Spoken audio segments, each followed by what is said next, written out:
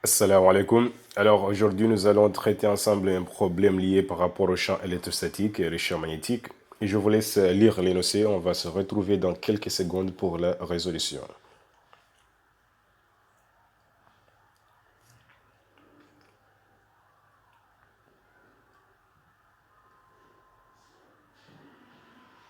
Donc voici le schéma du principe. Première question, exprimer en fonction de V0, M et Q la valeur de la tension U0 dans la chambre d'accélération. Alors là, il faut appliquer le terme de l'esthétique entre le point final et le point initial qui est ici, donc l'entrée de la chambre d'accélération, sachant que la vitesse de la particule à l'entrée dans la chambre d'accélération, que je ne l'ai pas présentée ici, donc est nul. Alors, vous aurez énergie cinétique finale moins énergie cinétique initiale est égale au travail de la force électrostatique. Puisque la vitesse initiale elle est nulle, donc on aura que énergie cinétique 1 est égal à 0. Alors, on aura ici n demi v0 carré est égal à q fois i0. Pourquoi q? Tout simplement parce que la charge ici elle est positive. Ça, vous verrez ça dans l'énoncé. Alors, là, vous pouvez maintenant avoir l'expression de u0. Question suivante, de représenter le vecteur champ électrostatique dans le condensateur. Maintenant, on nous a dit dans l'énoncé que UAB est inférieur à 0. Cela signifie que le potentiel VA moins le potentiel VB est inférieur à 0. Donc, alors, VA est des signes négatifs et VB est des signes positifs. Alors, maintenant, vous pouvez représenter le vecteur champ électrostatique. Donc, sachant que E est toujours dirigé de la plaque positive vers la plaque négative. Question suivante, équation de la trajectoire. Alors, d'une manière classique, alors, on applique d'abord les conditions initiales. À l'instant t égale à 0, la vitesse de la particule, elle est donc portée par l'axe des abscisses. Alors, V0x est égal à V0, V0y égale à 0. Donc, vous voyez, donc, le vecteur, donc, position à l'instant t égale à 0, nous avons x0 égale à 0, y0 égale à 0, puisque nous avons ici à l'origine. Alors, la particule n'est soumise qu'à la force électrostatique. Alors, vous appliquez le théorème de centre d'inertie. Alors, de ce fait, vous aurez que le vecteur accélération est égal à Q sur M fois le vecteur champ électrostatique. Vous faites la projection du vecteur champ E, et maintenant, vous pouvez déduire la projection du vecteur accélération. Là, vous voyez AX égale à 0, nous avons un mouvement qui est rectiligne uniforme. AY est égal à QE sur M supérieur à 0 puisque la charge Q est positive. Dans ce cas, vous aurez ici, nous avons un mouvement qui est rectiligne uniformément accéléré. Vous pouvez déduire l'expression de la vitesse ainsi que l'expression du vecteur position. Et là, vous pouvez donc tirer le temps t ici, sachant que t est égal à x sur v0. Et là, vous pouvez trouver l'équation de la trajectoire de la particule dans le condensateur. Alors, la nature de la trajectoire, c'est quoi? C'est une parabole.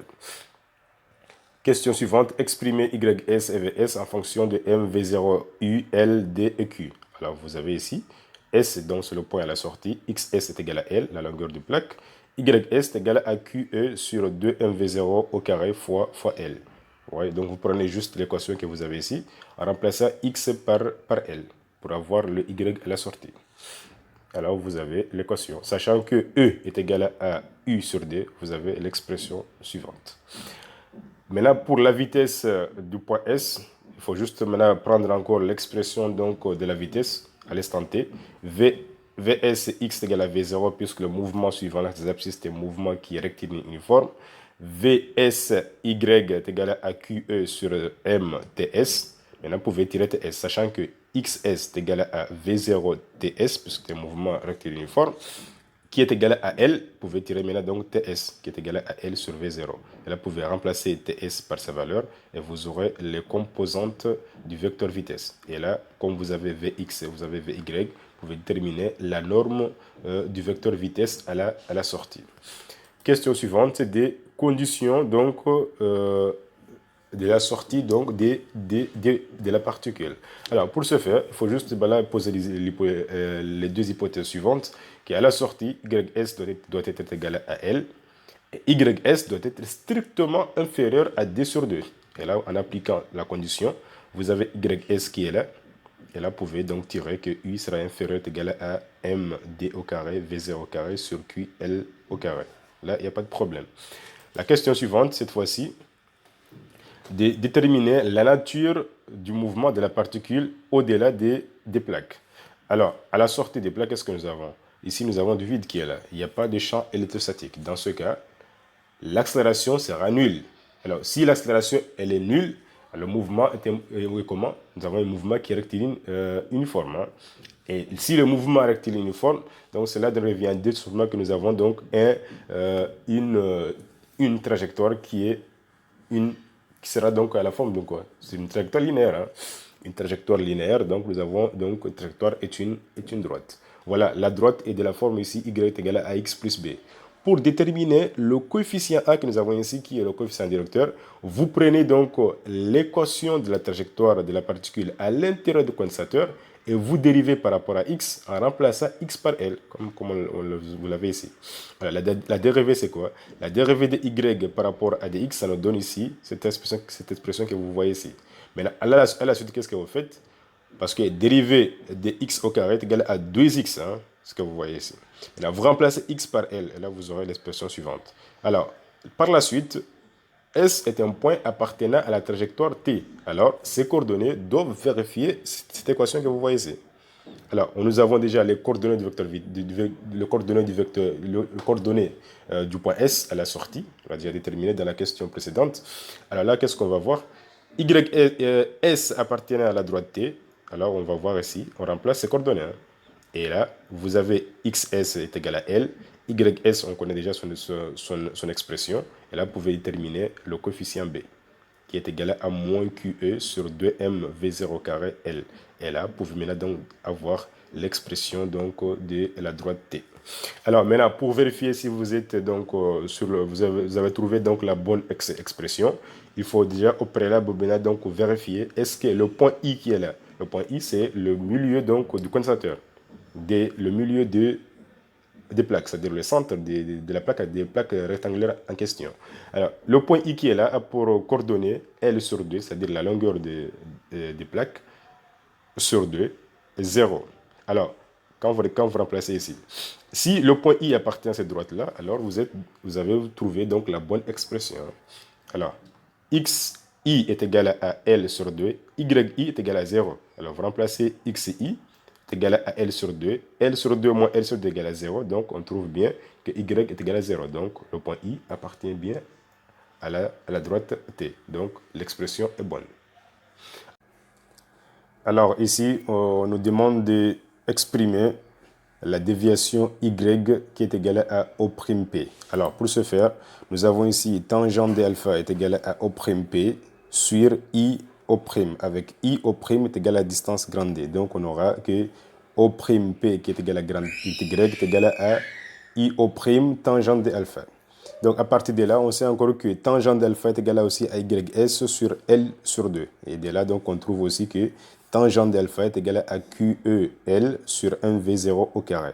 Et donc, à partir de là, on connaît la valeur de tangente d'alpha, on connaît la valeur de D. On peut maintenant donc exprimer donc Y qui est égal à QEL sur MV0 au carré fois D. En remplaçant donc la E qui est donc la valeur du champ électrostatique par U sur D, donc on trouve l'expression suivante. Maintenant, là ce qu'on nous demande cette fois-ci, c'est de calculer la longueur du segment. Donc pour U est égal à U max sinus de oméga t, tel que U max est égal à 220 volts. Alors nous avons ici donc une tension donc, alternative. Donc, elle varie entre une valeur maximale et une valeur minimale. Là, maintenant, donc, on peut écrire ceci, que U dt est comprise entre moins U max et U max. Moins U max représente la valeur minimale de la tension U dt. Alors maintenant, on va calculer l'ordonnée, c'est-à-dire la valeur de Y, la déviation, pour U est égal à moins U max et pour U est égal à U max, remplaçant ici chaque fois dans l'expression de Y que nous avons ici. Alors là, on applique.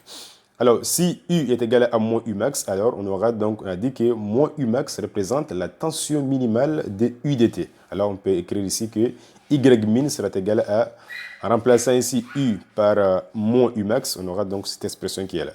Maintenant, l'autre point, c'est quoi? C'est le moment où U est égal à U max. Donc, si U est égal à U max, donc on peut écrire encore que Y maxi est égal à l'expression que nous avons, c'est-à-dire en remplaçant U par U max. Et là, qu'est-ce que nous constatons?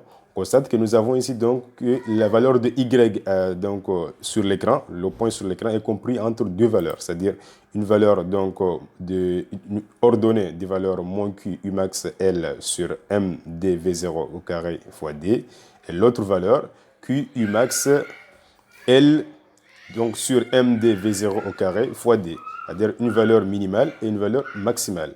Donc là, on peut les représenter sur l'écran. Nous avons u max et nous avons y max et y min. Et là, on voit très bien que les deux points forment ce qu'on appelle un segment. Et la longueur de ce segment-là peut être calculée en prenant la relation cette longueur-là, on prend donc y maxi moins y min. Et à partir de là, on trouve que la longueur L est égale à 2Q U max L sur MD V0 au carré fois grand D. Vous avez ici, on a deux points à l'écran. Donc, la longueur de ce segment-là, c'est juste prendre donc l'ordonnée finale moins l'ordonnée initiale. Donc, on aura donc la longueur suivante. Maintenant, pour la question suivante, on nous demande de représenter le vecteur champ magnétique. Alors là, nous avons donc la figure. On sait déjà que les particules vont rentrer ici en suivant un mouvement, en suivant une droite rectiligne, avec un mouvement rectiligne uniforme. Dans ce cas, la force électrostatique et la force magnétique se compensent. Donc on va voir que comme la force électrostatique se dirige vers le haut, alors la force magnétique doit se diriger vers le bas. En appliquant la règle des trois doigts de la main droite, on trouve donc que le champ magnétique est un vecteur qui est sortant.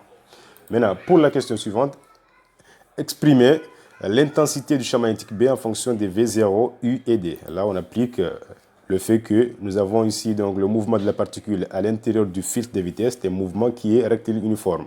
Alors la loi la première loi de Newton nous donne Fm plus Fe est égal au vecteur nul. Alors on aura Fm est égal à Fe.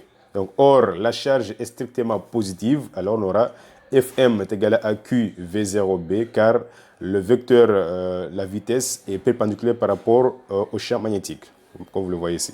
Alors là, on peut, en simplifiant Q par Q, on trouve que V0 est égal à E sur B.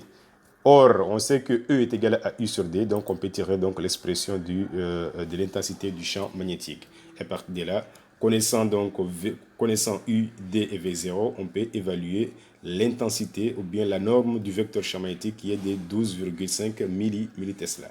Question suivante, on nous demande d'exprimer cette fois-ci la charge massique Q sur M. Là, on va reprendre notre expression. On a Y est égal à QU L sur MD V0 carré D qu'on a établi dans la question précédente. Là, maintenant, on peut tirer ici Q sur M. Alors, en tirant Q sur M, on trouve est égal à YD V0 carré sur ULD. Or, la vitesse V0, nous avons ici, est égale à U sur BD. Et à partir de là, en remplaçant V0 ici par son expression, on trouve donc que Q sur M est égal à Y fois U sur D, L, B au carré fois D. À partir de là, on peut maintenant effectuer l'application numérique. Et là, on trouve une valeur de 9,6 fois 10 puissance 7 coulombs par kilogramme.